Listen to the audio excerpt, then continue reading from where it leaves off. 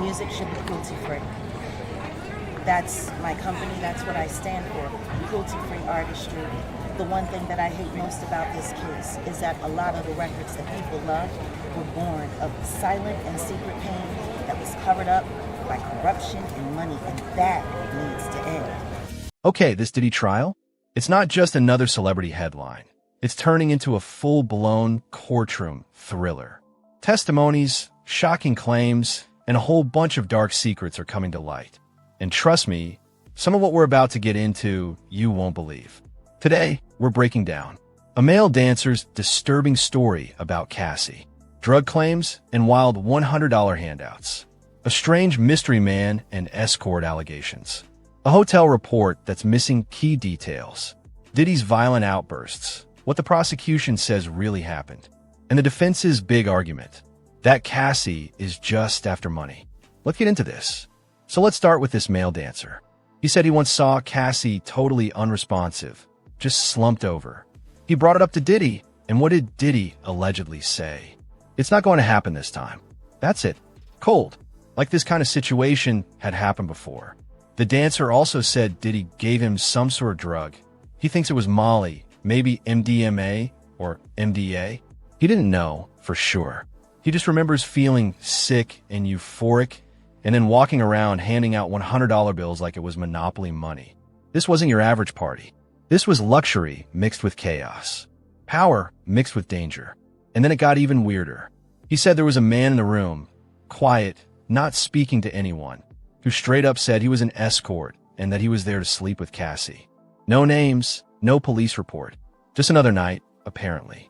We have LAPD officer Israel Flores. He used to work hotel security in Century City. On March 5th, 2016, something happened on the 6th floor. But his report? It's got holes. According to Diddy's legal team, Flores didn't write down that he offered to call police and that Cassie refused. Why leave that out? Is it important? Or just sloppy reporting? Flores said Cassie told him no, so he didn't include it. But if this situation was serious enough for court testimony years later, shouldn't the report be more complete? Oh, and he also mentioned a super tall driver, around 7 feet tall. No name, just another mystery man Cassie knew. Seriously, how many unidentified men are popping up in this? Now here's where things turn really dark. Prosecutors say less than a year ago, Diddy went to Cassie's house, angry. She tried to lock herself in multiple rooms, bedroom, bathroom, guest room.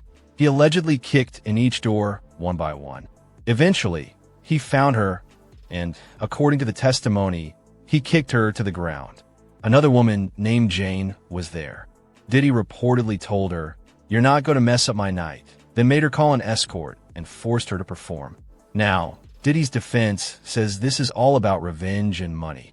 They say Cassie waited too long to report any of it, and only came forward when other women did.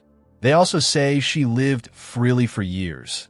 If things were really that bad, why didn't anyone call the cops back then? They even argue she was jealous. Diddy never married her. He dated other women. And that, they say, drove Cassie's rage.